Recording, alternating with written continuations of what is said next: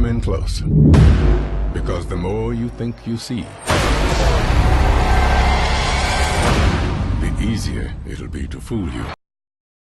Hello everyone, my name is Clover Blue, not really, but let's say it is, and move on to my review of the movie Now You See Me. And I don't normally like to do the reviews of movies or anything like that, although I have in the past, but this movie was just, oh my god, absolutely so incredible that I had to do it the day after. I mean, I only saw it last night, and I saw it at the Crown Casino with a few other of my friends, and it was just so amazing that I had to do a review of it right away. So automatically I will say it is an absolutely amazing, great film, and it is definitely worth the $15, $20 that you have to pay to go and see it, because it is that damn good. And any movie with like Jesse Eisenberg and Woody Harrelson and Morgan Freeman is already, like, it's already a movie you should want to be seeing anyway. I mean, that's just a great list of stars just to begin with. I don't know who directed it. I've never seen him direct anything like monumental before, but this movie was just great. And Mark Ruffalo was in it as well, and he's pretty damn awesome. Don't really remember him from too much, but I know that he's a decent actor. And it's got some other people that I don't know of, but this movie was just amazing. And it did introduce a new actor to me, and his name was Dave Franco, and he plays Jack Wilder, and he was really cool. He was definitely my favourite.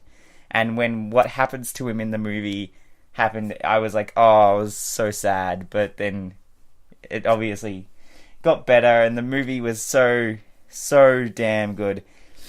So as I showed you with that little bit at the start, the taglines are like, oh, the more you look, the less you'll see.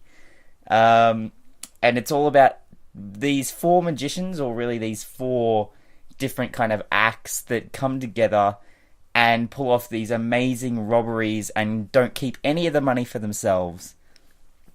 And basically these four horsemen, as they're known, they're just doing what the Eye was doing, and they were the protectors of real magic, is what it says in the movie. And also you have the detective Mark Ruffalo and his partner, I forget what her name was, just trying to catch these guys in the act and trying to put them in jail. But there's just a huge twist, and what I will really say is that the tagline of this movie is one of the only ones where it's actually meant something, because the more you look, the less you will actually see. And that is seriously something that in this movie makes a lot of sense, because the more you pay attention to the movie for what it looks like, the less you will see it for what it actually is. Because this movie, yes, it does come with a lot of plot holes and a lot of different things that don't make a lot of sense, but really it is an amazingly scripted, written, acted, it's just all comes together in a way that is just really good, and it is definitely worth the amount of money that you have to pay to see it. So one thing other than just the amazing stars in it is, this is the first time I've seen Morgan Freeman in a role that was actually something that I didn't expect to see from him. He wasn't exactly a good guy. He wasn't the main character, and he was not really the guy you wanted to root for.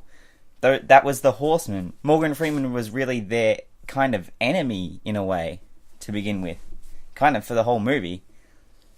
I don't want to spoil too much for it, so I'm not going to say all of the twists and the endings and blah blah blah, but there are twists and a different ending and blah blah blah. It's an amazing ending that, seriously, I saw it last night and I still can't wrap my head around exactly what happened. If you're expecting to see a lot of magic and stuff from this, don't, because it's not really about magicians. It's about the story, and it's about the way in which the horsemen are, one, doing these amazing robberies, two, the way that they're giving the money back, and three, the way that they're just constantly distracting and deceiving the police or the FBI, and just the way that they're getting away with this stuff that normal people wouldn't be able to get away with. Now, critically, this movie does have some flaws. I can see why some people wouldn't really like it, because it is quite distracting. There's not a clear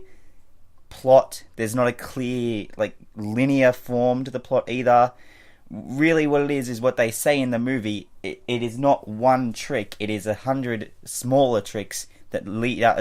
it's not 100 smaller tricks. It is one big trick that you have to constantly keep thinking of, but you're never going to get it until the end. And if you do, good on you. So whereas this movie is able to deceive you for the entire movie and make you think one thing, and then at the end completely change what you thought of the entire movie, and that's something that I loved about it, and something that the people I saw it with, they loved about it too. And not just that, but once again, it did have a lot of great actors and a lot of like really good script to it. Just to finish this off, I just do want to say once again, it was an amazing movie, and other than Life of Pi, it is definitely one of my favourite movies this entire year that I've seen. And I will say that it is better than Despicable Me 2. Sorry for the people that did like that movie. It was a great kids movie, but this movie will make you think differently than what you thought before you saw the movie. So any time that happens, that means that movie was just that damn good. And that's all I'm going to say. That's it from me. Like, comment, subscribe, whatever you like to do, as long as my name is Clava Blue, and I'll see you next time. Look closely. Because the closer you think you are, the less you'll actually see.